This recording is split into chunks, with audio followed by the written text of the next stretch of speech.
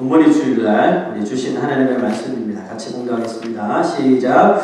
예수께서 일어나사 거기를 떠나 두로 지방으로 가서 한 집에 들어가 아무도 모르게 하시려 하나 숨길 수 없더라. 이에 더러운 귀신 들린 어린 딸을 둔 한 여자가 예수의 소문을 듣고 곧 와서 그 발 아래에 엎드리니 그 여자는 헬라인이요 수로보니게 족속이라. 자기 딸에게서 귀신 쫓아내 주시기를 간구하거늘 예수께서 이르시되 자녀로 먼저 배불리 먹게 할지니 자녀의 떡을 취하여 개들에게 던짐이 마땅치 아니하니라. 여자가 대답하여 이르되 주여 옳소이다마는 상아리 개들도 아이들이 먹던 부스러기를 먹나이다. 예수께서 이르시되 이 말을 하였으니 돌아가라 귀신이 내 딸에게서 나갔느니라 하시매 여자가 집에 돌아가 본즉 그 아이가 침상에 누웠고 귀신이 나갔더라. 옆에 계신 분 어머니들을 향하여 우리 해피 마더스데이 크게 시작. 해피 마더스데이. 해피 마더스데이. 특별히 오늘 우리 어머님들 예배 가운데 말씀 가운데 큰 은혜 받으시기 부탁합니다. 자녀와 엄마의 그 사랑이 비교되는 그런 아주 흥미로운 이야기가 있어서 먼저 한번 소개할게요. 어느 날 어떤 집에 한 딸이 저녁 식사를 준비하는 엄마에게 이렇게 다가와서 어떤 종이를 하나 이렇게 딱 꺼내서 내밀었어요. 자, 거기에는 무슨 글이 적혀 있냐면 일주일 동안 내가 한 일 목록이 딱 적혀 있고 또 거기에 대한 나의 청구서 이렇게 비용 청구서를 이렇게 적어서 딱 엄마한테 준 거예요. 자, 그 내용을 엄마가 이제 딱 봤어요. 보니까 이런 거예요. 내 방 청소한 값 $2, 엄마 심부름 한 값 $3, 동생 케어한 값 $3, 쓰레기 대신 버린 값 $1, 아빠 구두 닦아준 거 $5. 그렇게 해서 토를 $15 이렇게 청구를 인보이스를 엄마한테 내민 거예요. 딸이. 그 엄마가 이거 보면서 막 인상을 좀 찡그리시면서 가져와 그러더니 청구서 뒤에다가 또 뭐라고 이렇게 글을 적은 거예요. 자 읽어봐. 이건 내가 나한테 주는 청구서 나한테 준 거예요. 내 딸이 이제 떠듬떠듬 글을 읽는 거예요. 보니까 이렇게 적혀 있어요. 너를 뱃속에 10달 동안 데리고 다니까 무료. 네가 아플 때 밤을 새워가며 간호하고 널 위해 기도한 값 무료. 널 키우며 지금까지 흘린 눈물 무료. 너에게 지금까지 쏟은 나의 사랑 무료. 딸아이는 엄마의 그 청구서를 읽고 어리지만 그 마음에 감동을 받아요. 감동을 받고 눈물을 흘리면서 엄마 품에 푹 안기면서 I love you mom 이렇게 사랑해요 엄마 이러면서 말했다고 합니다. 그리고 자신이 엄마에게 요구했던 그 청구서를 다시 받아왔으면 그 자기가 청구했던 그 마지막 끝에 이렇게 썼습니다. It's all paid. 다 지불 받았습니다라고 쓴 거예요.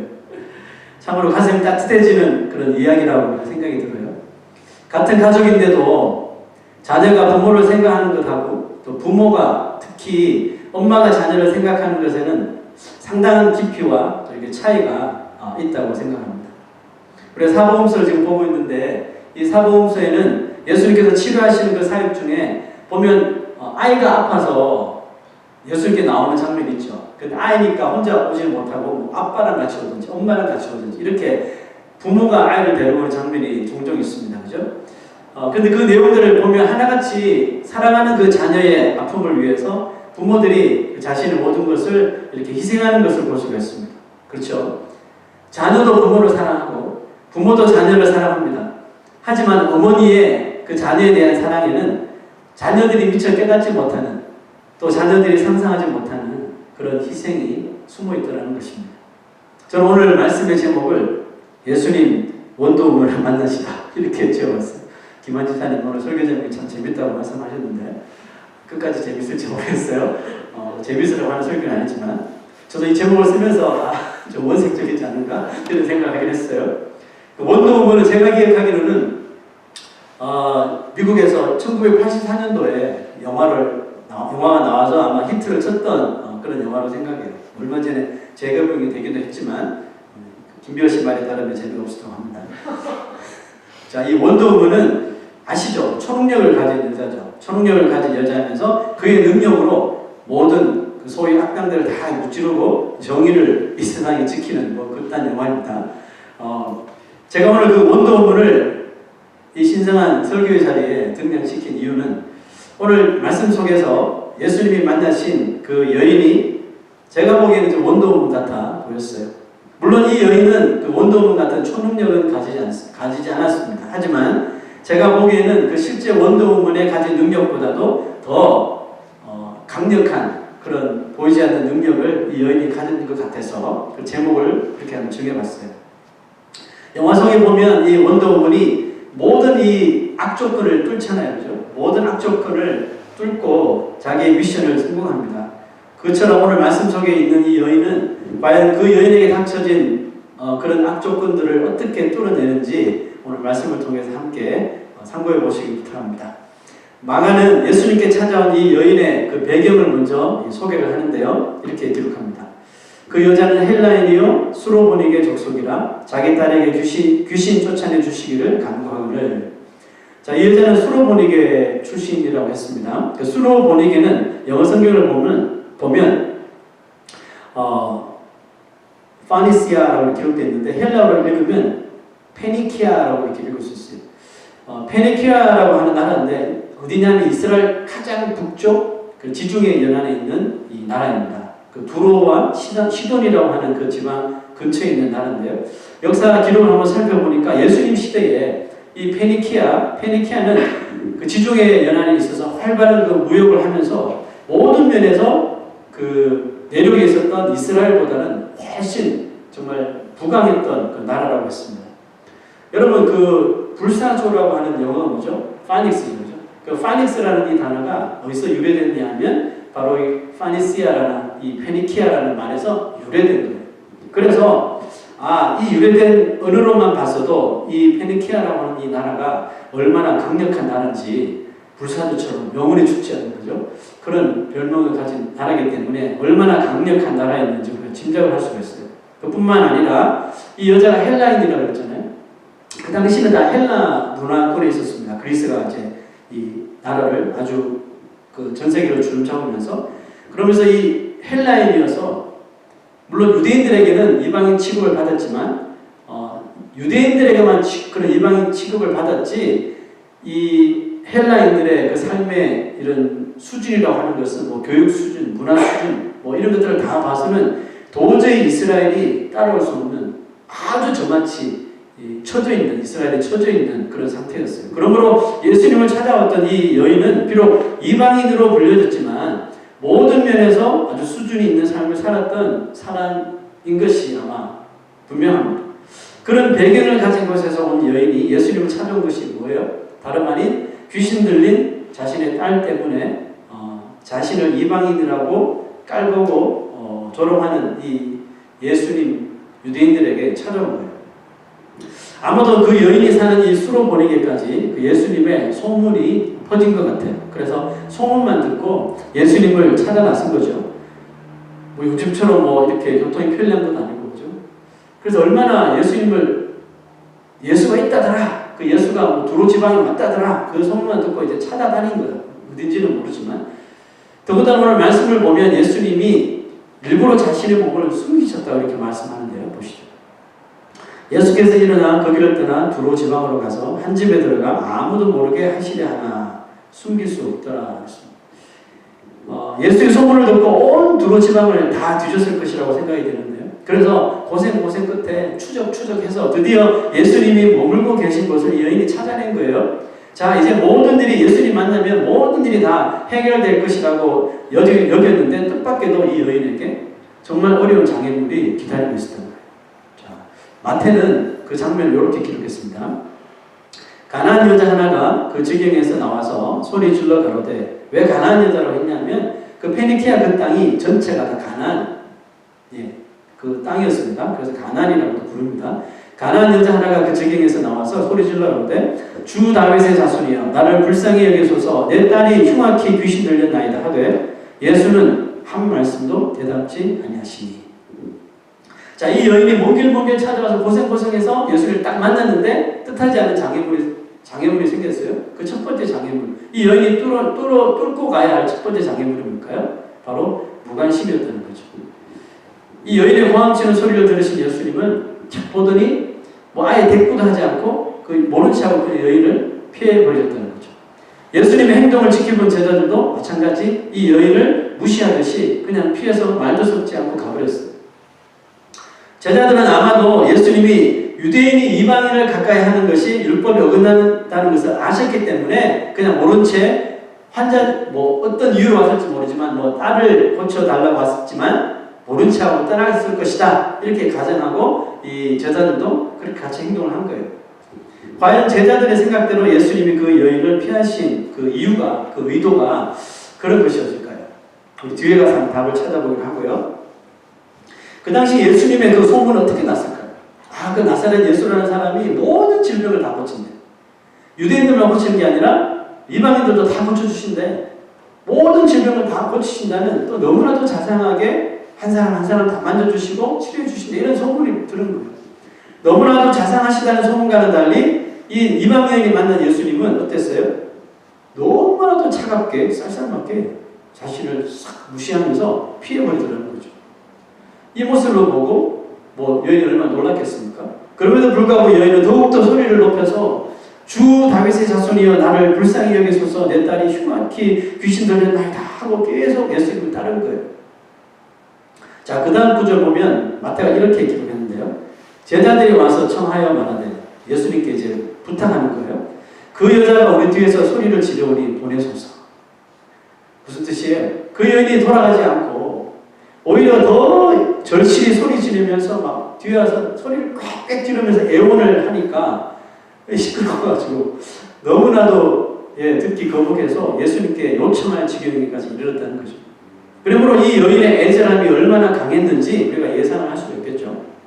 이 여인의 절규 가운데 제 마음을 터치하는 그런 절규가 하나 있었는데요. 그건 뭐냐 하면 주 다윗의 자손이여 나를 불쌍히 여기소서. 이 말이 제 마음을 좀 이렇게 터치하더라고요.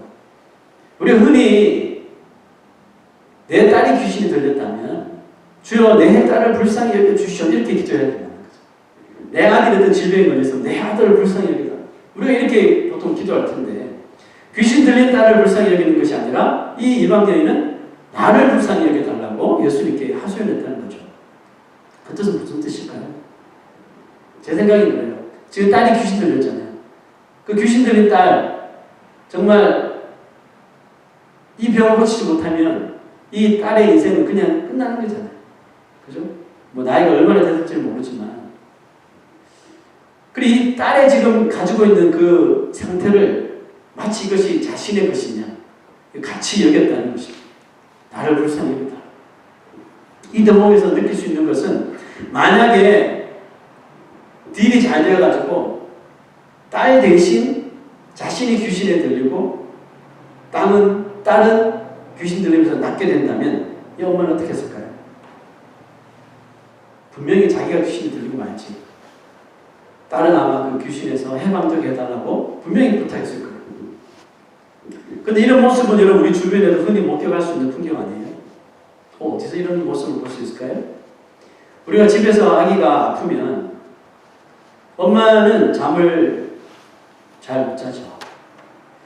그렇게 잠이 많고 연약한 엄마를 할지라도 자신의 아이가 아파서 끙끙거리며 잠을 못 자게 되면 하루가 아니라 이틀이 아니라 며칠을 잠을 거의 자지 않는 초능력을 발휘한다고 하죠. 진짜 그렇습니까? 네? 아이의 병이 다 나은 후에 대개 쓰러지는 분은 엄마죠. 그렇죠? 아이가 고생하고 난 다음에 제일 먼저 이렇게 툭 쓰러지는 사람 보면 엄마죠. 근데 그 엄마가 이제 병이 날 지경이 되지만 엄마는 알아요. 내가 이렇게 잠도 못 자고 이 아이를 간호하다 보면 내가 정말 병나겠다 생각이 들지만 아이의 그 간호를 중단할 수는 없잖아요. 왜요? 아이가 아프니까. 그래 끝까지 그 아이의 곁을 지키는 것이 엄마라고 하는 그런 존재입니다. 그렇게 이 엄마도 이방 여인도 예수님과 그 제자들의 그 싸늘한 무관심을 어떻게 했습니까? 딸을 향한 그 뜨거운 애정으로 다 이거 뚫어버리죠. 자, 이게 끝인 줄 알았는데 이어서 찾아온 두 번째 장면이 있습니다. 자, 말씀을 보시죠. 27절 예수께서 이르시되 자녀로 먼저 배불리 먹게 할지니 자녀의 떡을 취하여 개들에게 던짐이 마땅하지 아니하니 이게 도대체 무슨 말씀입니까? 인자하신 예수님의 말씀이 입에서 어떻게 이런 말이 나올 수 있을까요? 무관심에 이어 이 엄마의 발길을 돌리도록 부추긴 것은 뭡니까? 그녀의 자존심을 건드리는 거죠. 그녀의 자존심을 건드리고 수치심을 당하게 하는 거였어요. 아마 이쯤 되면 그 여자는 예수라는 사람이 소문과는 완전히 다르게 정말 찬바람이 쌩쌩 돌 뿐만 아니라 자기 민족들만 챙기는 정말 매정한 사람이라는 것을 파악하기에 충분했을 거예요.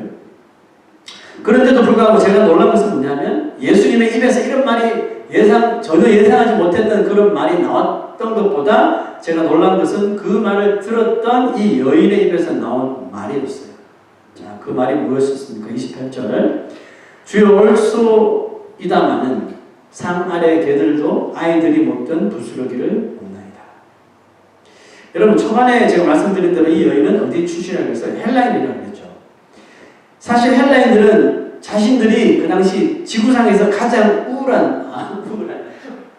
가장 우월한 민족이라고 늘 생각했습니다. 지적으로. 그렇죠? 또 뭡니까? 아주 그때 막 철학적인 다 거기서 나오고 무슨 키미네스, 키우스 다 거기서 나오잖아요. 그렇죠? 네. 지적으로, 경제적으로, 문화적으로 아주 우수했기 때문에 자존감이 하늘을 찔러들 그런 시대에 헬라인들이 그때 살았거든요. 그래서 유대인들이 다른 민족을 개로 여기는 것보다 더 심할 정도로 이 헬라인들이 다른 지방 사람들을 깔보고 우습게 여겼던 시대입니다. 거기다가 나라까지 로마에 빼앗긴 이 약한 민족의 유대인은 이 헬라인들이 보기에 아주 발바닥에 떼 정도로 밖에 여기지 않았다는 거예요. 상황이 이쯤 되면 배울 대로 배운 사람이고 사회와 무슨 민모와 무슨 지성을 겸비한 이 엄마가 딸의 병이고 뭐고 완전히 다 내팽개치고 한번 싸워야 되는 거 아니에요? 싸울 간 아닙니까 지금? 아무리 예수님이 소문난 의원처럼 환자들을 잘 고치더라도 이 정도 무시를 당하고 이 정도 수치심까지 당했다면 대부분의 일반적인 사람이라면 입에서 험한 말 나오겠죠. 아니 당신이 예수면 예수지 왜 나를 이렇게 무시하냐. 그죠? 당신이 잘나면 도대체 얼마나 잘났느냐. 이러면서 욕할 거리가 차고 넘쳤겠죠. 그죠? 그런데 이 모든 사람들의 예상을 깨고 이 여인의 입에서 나온 말은 그 상황을 지켜본 사람들의 귀를 의심할 정도의 말이었다는 거죠. 여러분 이 정도면 정말 요즘 말로 입틀막 입틀막이라는 거죠. 입을 틀막을 정도로 깜짝 놀라는 말입니다. 저는 솔직히 이런 말을 자신을 무시하고 오히려 자신에게 이런 수치심을 주는 그 당사자인 예수님 앞에서 할 수 있는 이 여인이 정말 참 능력자라 이렇게 보이시는 거예요. 오히려 예수님이 그 말을 듣고 적잖게 놀라셨거든요. 일전에 예수님이 또 한 번 놀란 적이 있었어요. 그 백부장이라는 사람이 와가지고 자기 하인 좀 병 고쳐달라고 왔잖아요. 그 예수님께 고치러 가자 이렇게 말했더니 가실 필요 없다고. 내 수하에도 내 말에 이리저리 움직이는 병사들이 있는데 예수님 가지 마시고 말씀만 하시면 내 하인이 병이 나을 줄로 믿습니다 이렇게 했잖아요. 그래서 예수님 깜짝 놀라셔가지고 와 이런 믿음을 내가 본 적이 없다 이렇게 칭찬하셨잖아요. 자, 그 사람 믿음 이후로 아마 가장 놀랄만한 역대급 대답이 아닌가 싶습니다. 주여 올소이다마는 상 아래 개들도 아이들이 먹던 부스러기를 먹던데요. 이런 말 한 거예요. 저는 솔직히 이 여인이 이 말을 할 때 심정이 어땠을까? 한번 입장 바꿔놓고 한번 생각해봤어요. 정말 수치스러운 거죠. 자존심 상하고. 그럼에도 불구하고 이런 말을 할 수 있다는 것은 정말 대단한 거다. 그러면서 이 여인의 이 한마디 때문에 존경심이 생겼어요. 이런 상황에서 저런 대답을 할 수 있을까? 정말 제 마음속에서 솔직하게 이 존경심이 우러나왔어요. 내가 만약에 그 상황에 있었다면 과연 저런 말을 할 수 있을까? 이 놀라운 장면을 지금 시대에 맞는 말로 바꾸어 한번 들어볼까요? 자, 유진 피터슨의 메시지 성경 한번 봅시다. 예수께서 말씀하셨다. 줄을 서서 차례를 기다려라. 자녀들을 먼저 먹이는 법이다. 그리고 남는 것이 있으면 개들의 차지다. 훨씬 와닿죠, 그죠? 먼저 먹는 것은 자녀들, 남으면 개나 줘. 이거잖아요. 그 다음 무슨 것이죠? 여자가 말했습니다. 지당하신 말씀입니다. 주님, 하지만 상 밑의 개들도 자녀들이 흘리는 부스러기는 먹지 않습니까? 자, 이 여인의 말을 듣고 예수님의 반응이 어떻게 벌어졌을까요? 자, 메시지 성경이 이렇게 기록했습니다. 예수께서 감동하셨다. He was impressed. 네 말이 맞다. 가거라. 네 딸이 더 이상 고통당하지 않게 되었다. 괴롭히던 귀신이 떠나갔다. 자, 이렇게 이 여인은 자신에게 닥쳐온 수치심을 정말 번뜩이는 지혜로운 말로 뚫어냅니다. 그리고 예수님의 마음까지 흔드는 감동을 주게 되었어요. 자, 여러분은 이 여인이 어떻게 자신에게 닥친 이 두 가지 장애물을 뚫을 수 있었다고 생각하십니까? 그저 딸에 대한 엄마의 그런 애정 때문이었을까요? 예수님은 이 여인이 당했던 이 무시하는 무관심과 이 수치심을 뚫어낼 수 있었던 진짜 그 비결에 대하여서 예수님께서 이런 결론을 내리셨는데요. 마태복음 보시죠. 여자야, 내 믿음이 크도다. 내 소원대로 되리라 하시니 그 시로부터 그의 딸이 나으니라. 자, 이 여인은 했던 말과 예수님이 받았던 이 충격은 좀 달랐던 것 같아요. 예수님께서는 이 여인의 이 대답을 큰 믿음으로 봐주셨다는 거예요. 여자야, 네 믿음이 크도다. 이런 상황에서 그렇게 말할 수 있는 사람은 정말 얼마 안 된다는 뜻이겠죠. 그러면서 이 여인의 소원을 들어주시고 그 시로부터 그의 딸이 낫게 됩니다. 이 여인이 보여주었던 믿음이 여러분 어떤 것이죠? 딸 때문에 그저 끝까지 참고 인내한 것일까요? 정말 이거 내가 하고 싶은 말은 아닌데 내 딸 고쳐야 되니까 내가 하는 거야. 마음에도 없는 말을 그냥 한 거예요. 예수님이 그거 몰라요? 예수님 우리 마음 다 통찰하시는 분인데 진실되게 말하는지 거짓으로 말하는지 다 아시잖아요. 그 예수님께서 그 여인의 말을 큰 믿음으로 받으셨다는 것은 그때 그 상황에 여인이 했던 말이 진심이었다는 뜻이겠죠.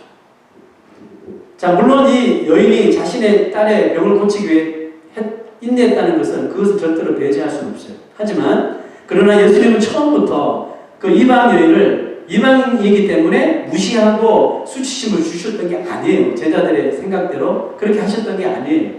처음부터 예수님은 이분이 이방에서 왔다는 사실을 알고 한번 시험해 보시기 원했던 거예요. 무엇을 시험하기 원했던가요? 과연 이 이방 여인이 믿음이 있는가? 병을 고칠 만한 믿음이 있을까? 하는 것을 처음부터 한번 시험해 보셨는데 다른 환자들과는 다르게 조금 딱딱하게 예수님께서 시험을 하신 것 같아요. 자, 그런데 과연 예수님은 이 여인의 어떤 말을 듣고 이것이 진짜 믿음이구나. 믿음 있음을 예수님께서 인정해 주시는 거예요. 몇 마디 말을 섞었는데 그 중에 예수님께서 마음이 움직이셨던 그 구절이 어디였어요? 바로 이거죠. 주여 올소이다마는. 주여 올소이다마는. 저는 이 부분이 예수님이 이 여자가 믿음이 있구나. 그래서 믿음을 인정해 준 부분이라고 생각되는데요. 뭐가 옳다는 겁니까? 주여 올소이다 그랬잖아요. 뭐가 옳다는 거예요? 지금 하나님께서 택하신 이 유다 백성을 하나님께서 자녀와 같이 여기신다는 것에 이 여인도 동의한다는 뜻이잖아요. 그죠? 비록 자신은 유대인이 아니라 유대인들에게는 계로 여김을 받을지라도 그럼에도 불구하고 자신은 하나님의 소유이라는 것을 지금 고백했다는 거죠.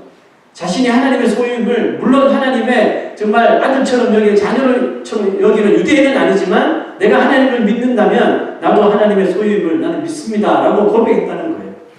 그래서 자신이 이방인이라 자녀들처럼 유대인들처럼 밥상에서 떳떳하게 하나님께서 내려주시는 그 은혜의 밥상을 받지는 못하더라도 왜? 자신이 이방인이라는 거 아니까 하나님께서 부으시는 그러니까 자녀들 먹이고 남은 밥상에서 떨어지는 부스러기 같은 은혜라도 있으면 만족하겠습니다 라고 겸손하게 그 헬라인이었던 그 지적 수준이 높았던 이 여인이 자신을 완전히 바닥까지 내려놓고 그 부스러기의 은혜라도 있으면 내가 그것으로 족하겠습니다 라고 말했던 거예요. 그리고 그것이 예수님의 마음을 흔들어버린 거예요. 예수님은 깜짝 놀라신 거죠. 자, 여러분 우리가 믿음을 가지고 사는데 믿는 자에게 이 믿음이 흔들릴 때가 옵니다. 여러분 그런 적 있지 않습니까? 믿음이 흔들릴 때가 오는데 그때 언제? 우리가 하나님을 아버지라 부르고 우리는 그분의 자녀임을 확신하는데도 그 자녀의 삶이 어떨 때는 원하지 않는 쪽으로 이렇게 막 진행될 때가 있잖아요. 그러면 우리가 이런 생각을 합니다. 하나님이 우리의 아버지라면 하나님의 자녀인 내가 하는 모든 일들이 정말 술술 잘 풀려야 하는 거 아니에요? 하나님께 나의 앞도 봐주시고 뒤도 봐주시고 옆도 봐주시면 내가 하고자 하는 일들이 정말 일사천리로 잘 뭐든지 해결돼야 하는 거 아니에요? 하면서 하나님 앞에 불평을 늘어놓으며 가졌던 우리의 믿음이 흔들리게 되는 거예요. 우리가 지금 민수기를 읽지 않습니까? 민수기를 읽으면서 보셨지 않습니까? 이스라엘 백성들이 광야에서 하나님께서 먹을 게 없으니까 정말 신비한 음식인 기적의 양식인 만나를 매일 새벽마다 내려주셨잖아요. 근데 이제는 만나가 지겨웠는지 불평을 하기 시작하는 거예요. 진짜 예전에 생각하는 거죠. 예전에 종살이 하던 생각. 애굽에 있을 때는, 이집트에 있을 때는 그때 정말 노예로 살았지만 아주 프레시한 그런 야채들 구체적으로 막 한국도 이야기하죠. 뭐 부추도 있고 뭐 상추도 있고 뭐 이야기하면서 그때 이러면서 많이 먹지는 못하지만 종종 주인 이렇게 국 끓여줄 때 건더기 이렇게 건지면서 이렇게 먹었던 그런 고기 생각하면서 그때가 좋았는데 그러면서 겨우 내가 이 만난 땅이나 먹고 있다니 이러면서 막 불평을 한 거죠. 종로로 탈 때가 좋아서 괜히 이집트 탈출해가지고 이런 거를 먹고 있으면서 시세타령을 한 거예요. 그러면서 그들을 인도해 내신 하나님을 원망하면서 자신의 이런 지금 환경을 불평하기 시작한 거죠. 여러분 그들의 문제가 뭐라고 생각하십니까? 지금 그들에게 먹을 게 없는 것이 아니고 기적의 양식인 만나가 여전히 새벽만 되면 온 땅에 하늘로부터 내려졌거든요. 여전히 만나는 그들에게 내려졌고 또 그것을 하나님이 여전히 공급하고 계시다는 것을 잊어버린 거예요. 지금 내 상황이 자꾸 만나만 먹으니까 옛날 먹었던 더 맛있는 음식 생각하면서 지금 나의 받고 있는 은혜를 잊어버리니까 감사가 나와요? 감사가 안 나오죠. 하나님 모세 찾아가서 제발 좀 씹을 거 달라고. 만나는 입에는 다 녹아버린다. 제발 좀 씹을 거 달라고. 그 어떤 한국분이 껌을 그냥 한 트럭 주무시고 이런 글을 읽은 적이 있습니다. 씹을 거 달라니까. 자, 이거 결국 하나님께서 모세도 그 백성들이 하도 뭐 기가 따갑도록 원망을 하니까 모세가 하나님 앞에 가서 하나님 어떡하죠? 그랬더니 하나님께서 뭐 내 팔이 짧아졌느냐? 그러면서 저들이 질리도록 먹게 해주겠다고 그랬잖아요. 그때 모세가 어이가 없어가지고 여기 있는 소를 다 잡고 양을 다 잡는들 어떻게 저 인간들을 다 먹입니까? 닥치고 들어봐라. 하나님께서 바다에서부터 메추라기들을 동풍을 불어서 쫙 몰아와서 그 광야에다가 그냥 메추라기 떼를 깔아버렸죠. 그래서 백성들이 웬 행제냐 그러면서 메추라기 다 구워가지고 바비큐 해가지고 입에 딱 먹는데 입에 씹기도 전에 그 불평하고 원망했던 사람들이 씹으면서 이렇게 가셨다는 거예요. 자, 하나님 도와주게 한번 말씀 보고 가게 하시지. 씹으면서 이렇게.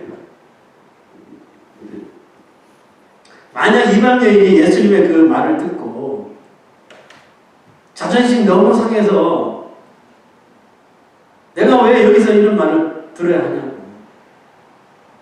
원망하면서 그 자리를 박차고 떠나버렸다면 과연 그 딸의 질병을 고칠 수 있었을까요? 절대로 고치지 못했을 거예요. 그가 예수님께 모욕적인 말을 들었지만 이 여인은 그것을 차분히 생각합니다. 듣고 보니 맞는 말이거든요.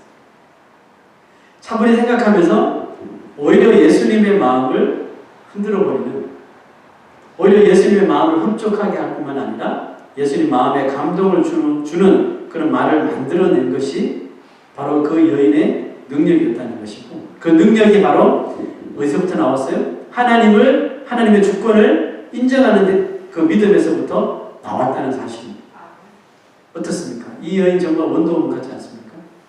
비록 초능력은 그에게 없었지만 정말 전능하신 예수님의, 하나님이신 예수님의 그 마음에 감동을 주어서 그분의 능력으로 딸의 그 귀신 들린 병을 낫도록 만들었으니 여러분, 이게 바로 믿음의 역사요, 믿음의 능력이라는 것입니다.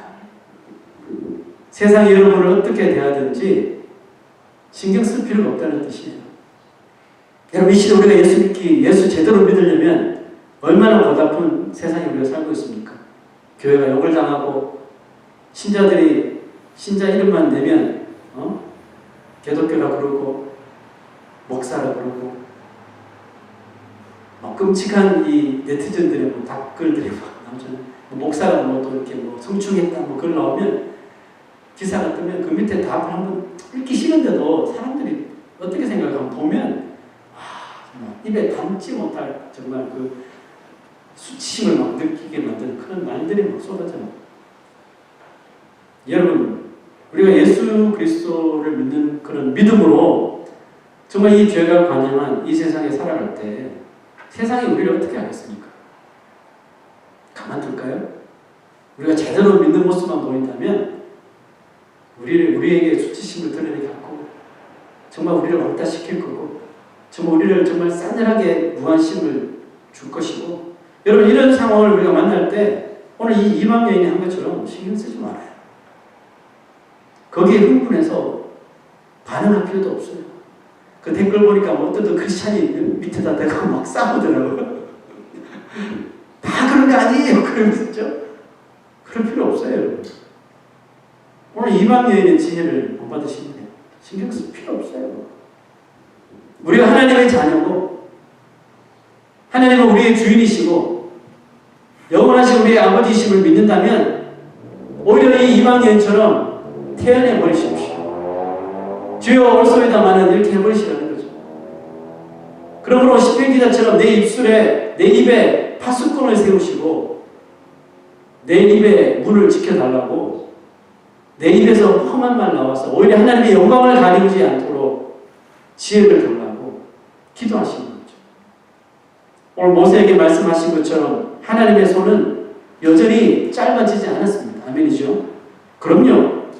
태연하게 하나님의 존재를 믿으며 하나님의 주권을 믿으며 세상 사람들이 우리를 향하여서 손가락질하고 조롱하고 멸시하고 교회를 향하여 정말 비난을 쏟아낼지라도 거기에 우리가 미친 듯이 뛸 필요도 없고 반응할 필요가 없는 거예요. 누가 알아서 하시래요? 하나님이 알아서 하시는 거죠. 우리가 그냥 믿는 대로 믿는 모습을 세상에 놀랄 정도로 정말 이 말을 듣고 예수님 제자들 깜짝 놀랐잖아요. 그죠? 그런 정말 저렇게 반응할 텐데 했는데 전혀 상상하지 못한 그런 언어와 그런 말들로서 세상을 놀라게 버리는 거죠. 하나님의 손은 여전히 짧지 않아졌습니다. 우리가 그런 믿음으로 차분하게 나갈 때 하나님의 능력으로 우리의 길을 도와주실 줄로 믿습니다. 그런 어떤 극한 상황에서도 믿어버리는 자에게 하나님께서 능력이 되어주시고 오른팔이 되어주시고 지혜가 되어주시고 힘이 되어주실 것입니다. 사랑하는 우리 어머님들을 비롯해 우리 건강한 교회 우리 성도들이여, 오늘 이 여인이 보여주었던 현명한 지혜와 흔들리지 않는 그런 믿음으로 예수님의 마음을 감동시키시고 또 예수님의 그 능력의 은혜를 우리의 삶 가운데 늘 경험할 수 있는 저 여러분 되시기를 주의 이름으로 축원합니다. 우리 다 같이 일어나셔서 헌신의 찬송을 드리겠습니다.